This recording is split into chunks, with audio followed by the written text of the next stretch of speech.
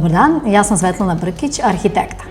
Započinjemo serijal o korišćenju i primjeni boja u interijerima. Naš prvi odabir je žuta boja.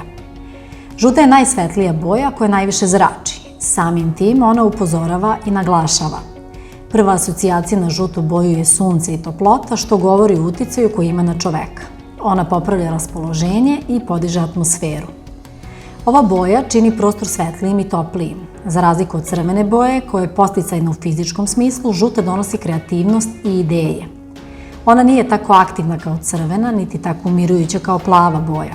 To je čini idealnom opcijom za radne prostore koji zahtevaju koncentraciju i inovativnost, kao i za dnevne sobe i trpezarije koje su simbol komunikacije i interakcije.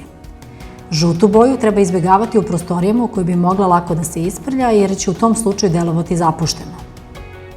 Ukoliko želite da skrenete pažnju na neki detalj u interijeru, to možete uraditi tako što ćete izabrati trpezarijske stolice u žutoj boji, jastučiće, vazne, lustere, komode, tabure ili ramove za slike.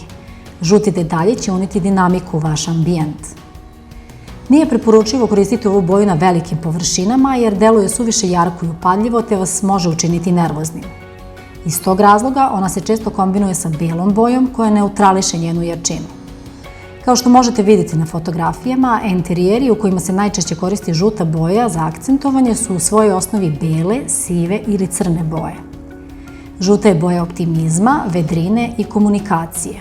Upravo to su kvaliteti koje ona unesi i u interijer. Nadamo se da smo vam dali korisne savjete. Za konsultacije i projekt uređenja interijera možete nas kontaktirati putem e-maila office@svproject.rs.